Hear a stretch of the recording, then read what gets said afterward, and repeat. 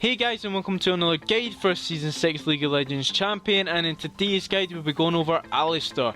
Now Alistar is a perfect mobile support that offers a lot of things with his kit, and it can make things happen. He's a great initiator, he's a great peeler as well to keep targets away from your ADC, away from your prime damage sources as well. He's great protection for your team, and hopefully in this guide I explain to you why he's such a great support champion. So let's start with his skills. His passive is Trample. Each time Alistar casts a spell, he tramples nearby units and turrets for a few seconds, dealing damage to units he walks over. Basically this just speeds him up a little bit, so if you're casting abilities you can go a little bit quicker. It's nothing too extraordinary. It's not like a Nautilus passive that's a point and click stun, anything like that. But his Q is something else, that is Pulverize. Alistar smashes the ground, dealing damage to all nearby enemies and tossing them into the air for 1.5 seconds. On landing, enemies are stunned. So this is a really good tool to use in lane. It disengages people, so if someone jumps onto you, you pulverize, it stuns them, you walk away, no problem. You've just cast a spell, you're going to run a little bit faster with your passive.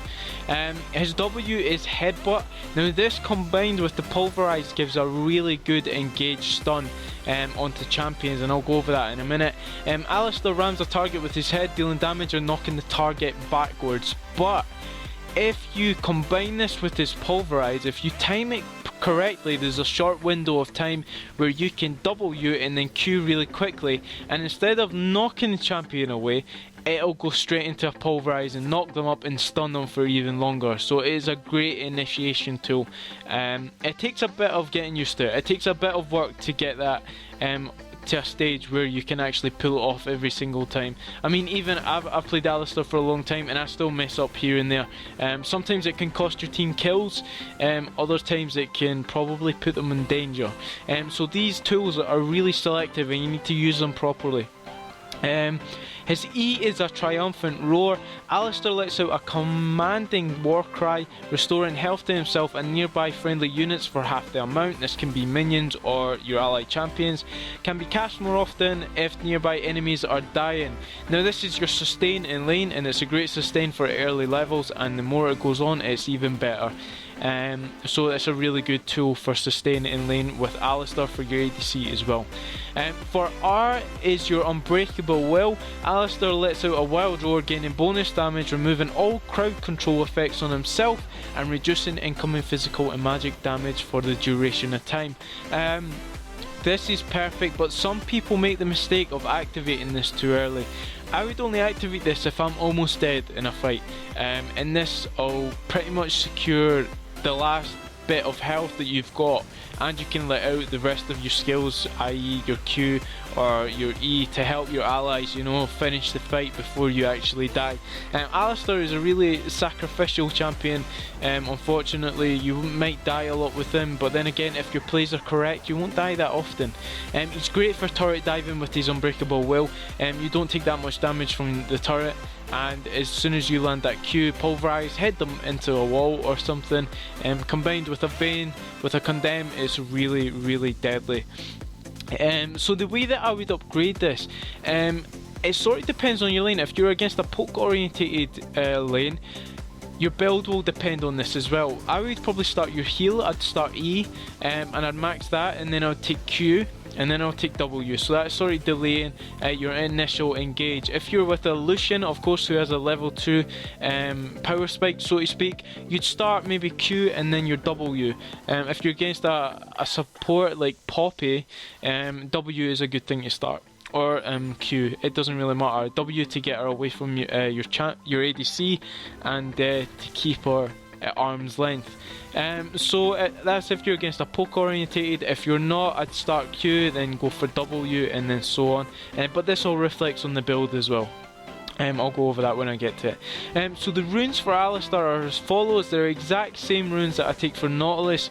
9 red marks of armor, 9 yellow seals of armor, 9 blue flat magic resist, 3 Quints of armor as well, so you're really tanky on Alistar.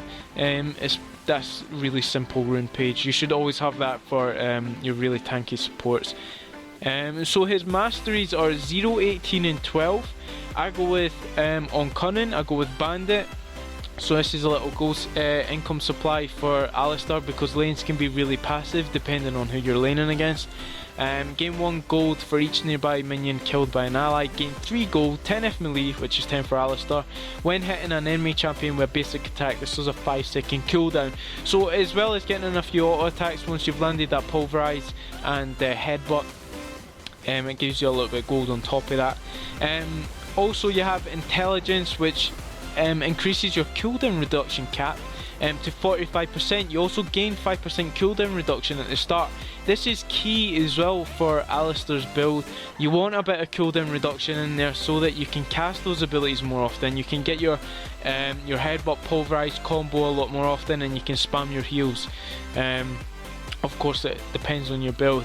It ends with Wind Speaker's Blessing. Your heals and shields are 10% stronger. Additionally, your shields and heals on other allies increase their armor by between 5 and 22. It's based on their level, and their magic resistance by half that amount for 3 seconds. Pretty self-explanatory. You got a stronger E. That's basically it. Also your ult is incredibly strong as well. And resolve with Insight, that's 50% off your summoners, because your flash is one of the key components to making a good Alistar. Learning when to flash. It comes with time, basically. You need to play him for a little bit, and then you'll get used to when you should flash onto a target, pulverize, knock him back into your team, sort of thing. So I was debating on a few things there because of the build. Now this is a build, Talisman of Ascension, facing the mountain. I wouldn't go for your upgraded Sightstones. I wouldn't go for any of them, because these two alone are really good on Alistar. Talisman for the engage, for the passive. Like I said, if you're against a poke orientated laning phase, I'd go for Talisman. I'd start that, because then that gives you the opportunity to spam your heals. You don't need to manage your mana in the lane. Other than facing the mountain, you do need to manage your mana a lot, because if you keep using your headbutt pulverize, it'll drain down so fast you'll be almost useless in lane. Your boots can differentiate as well. Swiftness, mobility boots, maybe not mobility so often now. Swiftness, Mercury, again, and all AD side you'd take Ninja Tabi, or maybe even mobility. I'm not too sure. I'd probably depend upon Swiftness more than anything for Alistar. Mercury is good as well, so that you can get out of it, although you have your R as well, so you don't really need it. Obviously your Sightstone, that'll be your first buy, always on the way back. I used to upgrade my item all the time now, but now I've sort of gone into the Sightstone, because this is a meta that the jungler usually carries the game, so it's good to keep your laning phase safe.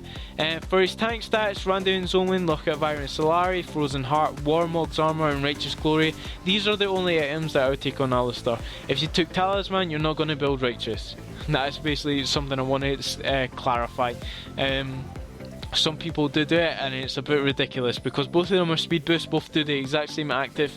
Other than that, you're not really going to want it. So I'd probably stick to your Randuins, your Locket, and your Frozen Heart. That's probably what I take on Alistar. However, instead of that third item being a tank stat, this is a new thing that I've brought into my support guys. Now I'll probably do a video on this alone, but split pushing on supports.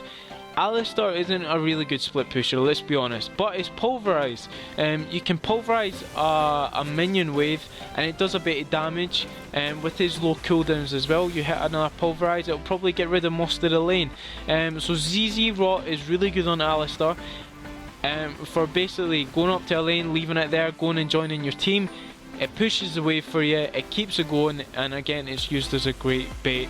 On top of that, if they have a bursty AP support, if they have a bursty AP mid laner or top laner, you want to get that Locket. Also you want to take a binary command as well for the split pushing potential to increase. So overall, what do I think of Alistar? I think Alistar is a great engager. He can turn games around on their head. He can finish games in 20 minutes, absolutely. He has the potential to carry a game all the time. with his flash, pulverise, and then headbutt back, or his headbutt pulverise combo, and also his sustaining lane is perfect as well. In team fights he runs amok. If you're trying to secure Baron or you're trying to secure Dragon, he can pulverise, headbutt the jungler away, so they have no chance in smiting it, which leaves it free for your jungler. So guys, this has been my guide for Alistar. I hope it's encouraged you to play him. He's a fun champion to play. He takes a little bit to master, but once you've got a little bit of experience, you'll soon be doing it absolutely no problem. So thank you for watching guys, and I shall see you in the next one.